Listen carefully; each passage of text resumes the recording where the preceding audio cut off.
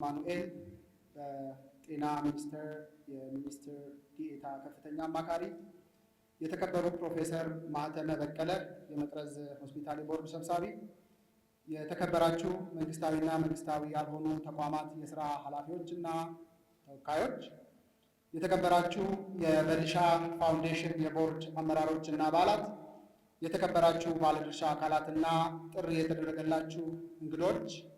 ክቡራትና ክቡራን፣ ጥሪያችንን አክብራችሁ ለዚህ በጎ ዓላማ ማብሰሪያ መርሃ ግብር እዚህ በመገኘታችሁ የተሰማንን ደስታ በራሴና በበልሻ ፋውንዴሽን ስም ለመግለጽ እወዳለሁ። ድርጅታችን የበልሻ ፋውንዴሽን በአሜሪካ ሀገር ትኖር የነበረችውንና በበጎ አድራጎት ስራዋ ትታወቅ የነበረችው ወይዘሮ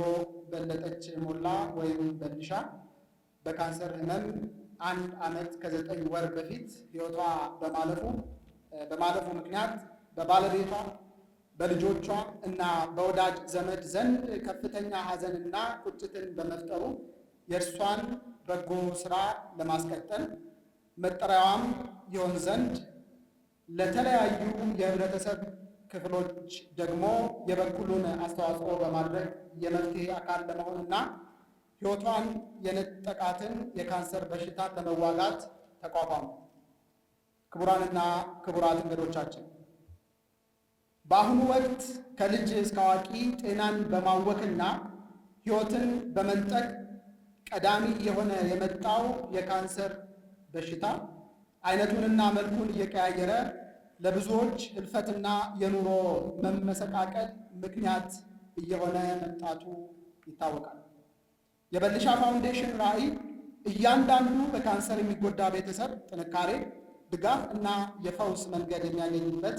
ማህበረሰብ ማየት ሲሆን ተልእኮው ደግሞ በካንሰር የተጎዱ ቤተሰቦች ርኅራኄ የተሞላበት እንክብካቤ፣ ትምህርትና ድጋፍ እንዲያገኙ በማድረግ ጽናትንና ተስፋን መስጠት ነው። በመሆኑም ይህንን ያስቀመጥነውን ራዕይ እውን ለማድረግ እና ተልኳችንን ለማሳካት መንግስታዊና መንግስታዊ ካልሆኑ ተቋማት፣ ከግል ድርጅቶች፣ ከተለያዩ ባለድርሻ አካላትና ግለሰቦች ጋር በጋራ በመሆን የበኩላችንን አስተዋጽኦ ለማድረግ በቁርጠኝነት እንሰራለን።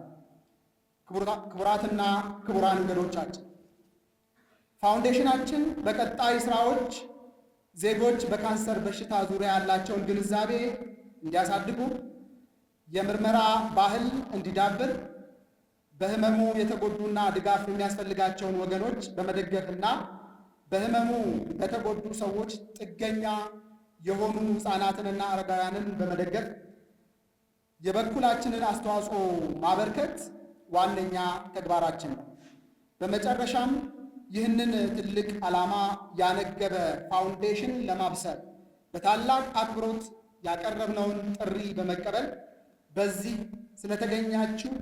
በእጅጉ እያመሰገንኩ መልካም ቆይታ እንዲሆንላችሁ በመመኘት ከታላቅ አክብሮት ጋር እንኳን ደህና መጣችሁ ለማለት እወዳለሁ። አመሰግናለሁ።